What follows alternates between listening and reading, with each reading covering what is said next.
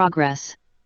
Assalamualaikum warahmatullahi wabarakatuh. Perkenalkan kami dari COVID-19 Group akan menjelaskan tentang tugas besar cyber security, di mana di sini terdapat 4 anggota kelompok. Yang pertama ada Muhammad Arif Fidansyah dengan NIM 130 120 4066. Yang kedua ada saya sendiri, Satya Aji Permatasari dengan NIM 130 120 4009. Yang ketiga ada Muhammad Khalid Habibur Rahman dengan NIM 130 120 4437. Dan yang keempat ada Rehan Aksal Hafiz dengan NIM 130 120 4485. Yang pertama di sini kami akan menjelaskan tentang DVWA atau kepanjangan dari Damn Vulnerable Web Application. Ya, ini sebuah aplikasi web yang dirancang untuk memberikan latihan dalam keamanan web dengan tujuan untuk memberikan pengalaman dalam mengidentifikasi dan mengeksploitasi kerentanan keamanan web. Selanjutnya terdapat langkah-langkah instalasi dari DVWA sendiri. Yang pertama, kita akan mendownload dan menginstal XMPP seperti yang ada di tampilan seperti di gambar di samping. Kita perlu mengaktifkan Apache dan MySQL. Selanjutnya kita akan mendownload file DVWA dari GitHub itu sendiri dengan cara klik download zip pada file GitHub yang di sebelah sini. Selanjutnya, ketika sudah tersimpan dan terdownload dengan baik, file DVWA yang telah tersimpan tadi disimpan dalam folder htdocs yang terdapat dalam folder SAM, yaitu di dalam sistem C. Selanjutnya, kita buka folder DVWA, lalu masuk ke dalam folder config, dan mengubah nama file config.inc.php.this menjadi config.inc.php. Selanjutnya, kita akan membuka browser lalu mengetikkan http://localhost/dvwa pada address bar lalu memasukkan username, admin, dan passwordnya adalah password. Selanjutnya, klik DVWA Security lalu ubah tingkat kesulitan menjadi medium sesuai yang ditentukan oleh soal. Di sini terdapat 10 serangan yang dilakukan. Yang pertama ada serangan brute force, yang kedua ada command execution, yang ketiga ada CSRF, yang keempat ada file inclusion, yang kelima ada SQL injection, yang keenam ada SQL injection blind, yang ketujuh ada upload, yang kedelapan XSS reflected, dan yang terakhir ada XSS third. Yang pertama di sini terdapat serangan brute force. Serangan brute force ini sendiri adalah serangan yang dilakukan untuk meretas password dengan cara mencoba setiap password sampai akhirnya menemukan password yang tepat. Indikator keberhasilan dari serangan brute force sendiri apa sih? Indikator keberhasilannya ini sendiri bergantung terhadap racikan word list yang dibuat oleh peretas. Dalam real case-nya, biasanya peretas mengumpulkan informasi sebanyak-banyaknya dan termasuk diantaranya adalah dengan melakukan social engineering. Di sebelah kanan ini tampak sebuah source code terhadap serangan brute force yang dilakukan oleh. Yang kedua, terdapat serangan command execution, di mana serangan ini bertujuan untuk mengeksekusi perintah secara sewenang-wenang pada sistem operasi melalui aplikasi yang rentan. Bagaimana serangan ini dapat terjadi? Serangan command injection bisa terjadi ketika sebuah aplikasi bisa menjalankan perintah yang tidak aman dari inputan user ke dalam sistem shell. Di sebelah kanan ini tampak sebuah source code terkait dengan serangan command execution ini sendiri. Yang ketiga, terdapat serangan CSRF atau kepanjangannya adalah Cross-Site Request Forgery. Serangan ini merupakan langkah untuk menipu situs web dengan cara penyerang membuat request seolah-olah request tersebut berasal dari user yang dipercaya atau korbannya. Cara kerja serangan ini sendiri gimana sih? Cara kerjanya sendiri adalah serangan ini menyerang melalui link atau script pada halaman web yang diakses oleh user. Link tersebut dapat berupa gambar yang terhubung ke website tertentu. Dan di sebelah kanan ini sendiri terdapat source code dari serangan CSRF. Baik, untuk selanjutnya akan dilanjutkan oleh rekan saya, Muhammad Arya Fikriansyah. Waktu dan tempat saya Oke. persilahkan. Untuk selanjutnya merupakan file inclusion, di mana file inclusion sendiri merupakan serangan yang ditujukan kepada website yang memiliki celah keamanan yang biasanya menggunakan fungsi untuk memanggil file melalui suatu inputan yang dinamis. Dalam hal ini berarti seorang dapat mengganti alamat file yang akan dipanggil dan kemudian diproses. Dampak dari serangan ini cukup besar, di mana peretas bisa saja mengambil informasi penting pada server, merubah dan menghapus data, hingga menyisipkan shell backdoor atau malware. Terdapat dua jenis file inclusion, yaitu yang pertama ada local file inclusion, kemudian yang kedua adalah remote file inclusion. Gambar pada slide merupakan source code dari file inclusion level medium di DVWA. Next slide. Oke, untuk selanjutnya merupakan SQL injection. SQL injection sendiri merupakan sebuah teknik hacking untuk mendapatkan akses pada sistem database yang berbasis SQL. SQL sendiri merupakan singkatan dari Structured Query Language, yaitu bahasa yang digunakan untuk membuat atau mengolah database. Dalam melakukan teknik SQL injection, para peretas akan memanfaatkan celah keamanan pada web atau aplikasi. Mereka akan memasukkan perintah-perintah SQL ke dalam database mesin server sehingga mereka dapat masuk ke dalam sistem tanpa harus memiliki username dan password administrator. SQL injection ini dapat terjadi karena beberapa hal, seperti kurangnya penanganan terhadap karakter seperti tanda petik satu atau karakter double minus. Dan gambar pada slide merupakan source code dari SQL injection level medium di DVWA. Next slide. Oke, untuk selanjutnya merupakan eh, SQL injection blind.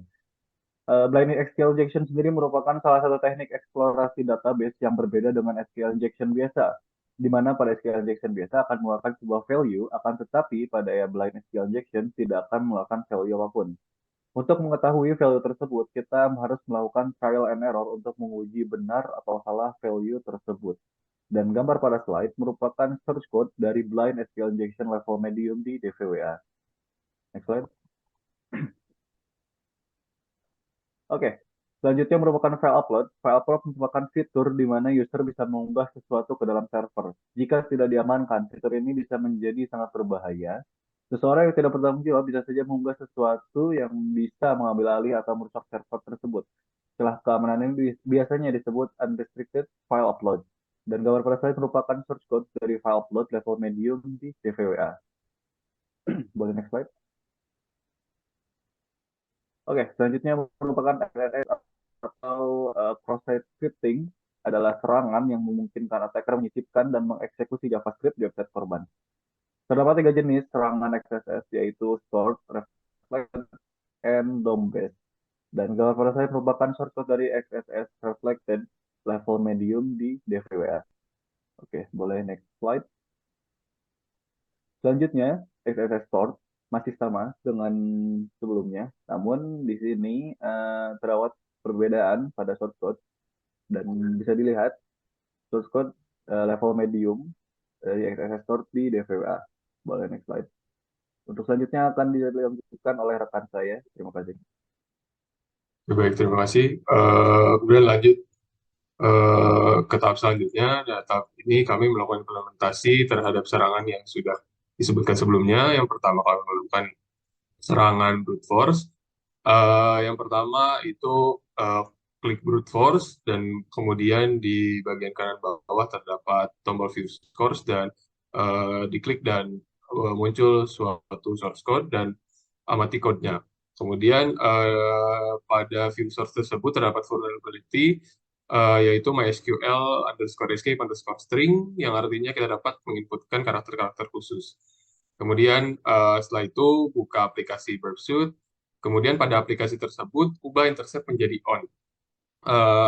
Kemudian open browser dan masuk ke halaman brute force, maka akan muncul payload seperti maka akan muncul payloads. Kemudian klik kanan, lalu klik send to intruder. Kemudian buka tab intruder, lalu ubah tag type menjadi cluster bomb dan tambahkan simbol seperti huruf double S pada username dan password. Kemudian buka tab payload, lalu pada payload set 1, payload options, masukkan kata yang cocok untuk username.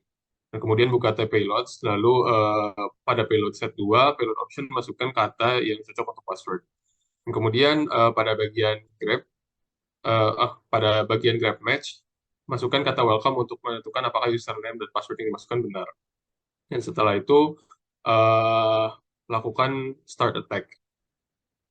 Maka setelah itu akan muncul tab baru, dan pada kolom welcome terdapat angka 1, maka username dan password yang dimasukkan benar dan kita bisa melanjutkan proses login.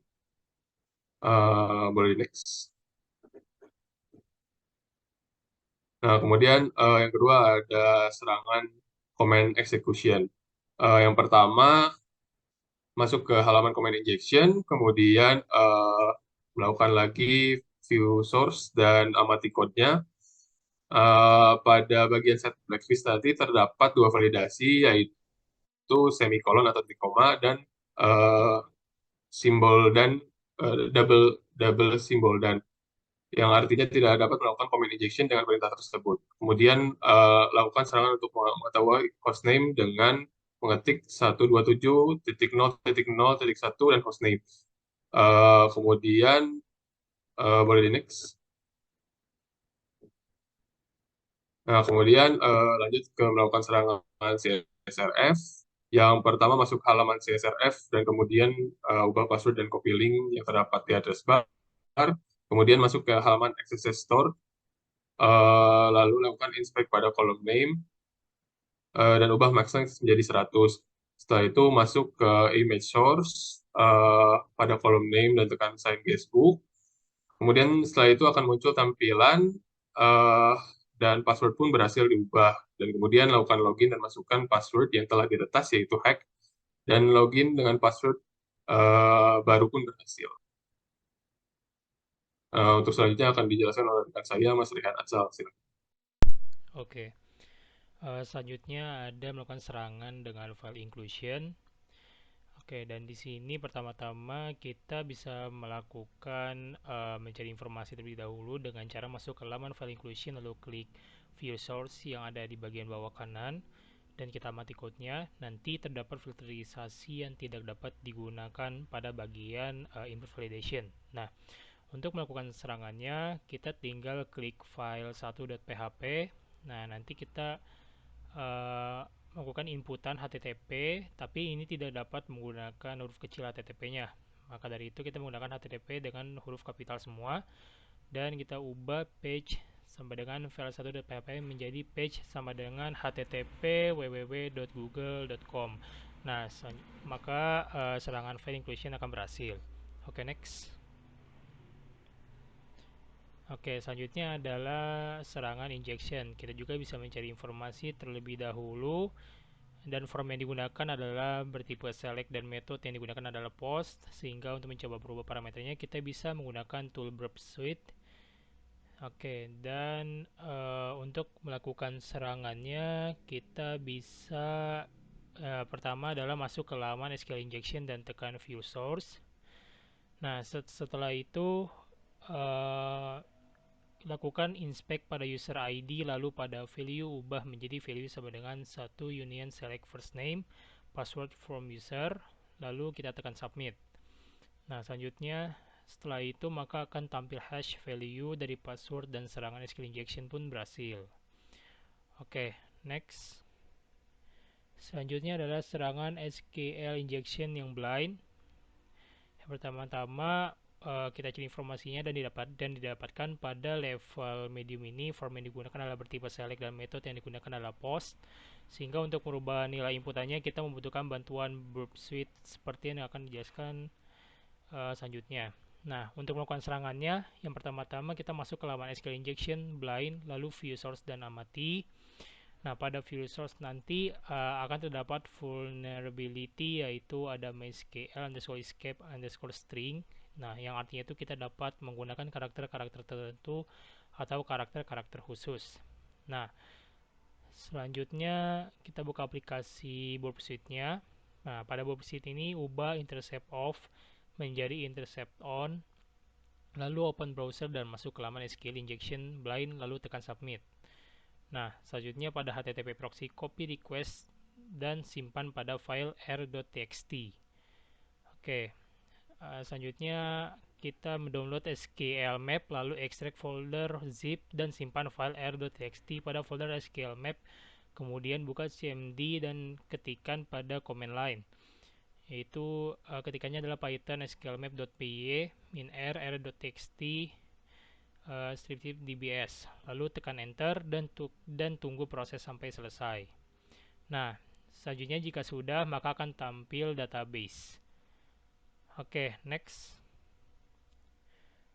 Oke, selanjutnya kita akan melakukan serangan dengan file upload. Yang pertama-tama kita buka Burp Suite, lalu nyalakan intercept, kemudian buka browser, lalu masuk ke laman file upload. Nanti upload file up.php, lalu buka Burp Suite, maka akan terdapat tampilan untuk pada laman tersebut. Nah, selanjutnya pada content type ubah menjadi image atau JPG. Lalu klik forward. Nah, maka file.php berhasil di-upload. Oke, next. Selanjutnya adalah serangan menggunakan XSS Reflected. Oke, yang pertama-tama kita masuk ke laman XSS Reflected, lalu kita ketikkan nama, lalu klik submit. Kemudian kita akan membuat payload seperti body onboard sama dengan alert tag. Nah, nanti masukkan payload tersebut pada address bar seperti yang diminta nantinya. Dan serangan berhasil. Oke, selanjutnya next lagi. Selanjutnya adalah serangan XSS Store. Nah, serangan ini pertama-tama inspect terlebih dahulu agar form name-nya bisa diinputkan oleh banyak karakter. Nah, setelah itu input payload yang tidak menggunakan tag script seperti kayak body onload sama dengan alert document.cookie.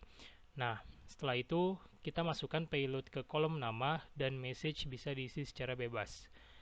Nah, setelah melakukan semua step itu, kita berhasil menyelesaikan store XSS pada level medium ini. Oke, untuk selanjutnya akan saya kembalikan lagi ke Satria Aji. Baik, terima kasih Rehan Aksal. Mungkin cukup sekian presentasi dari COVID-19 Group. Kurang lebihnya mohon dimaafkan dan Assalamualaikum warahmatullahi wabarakatuh.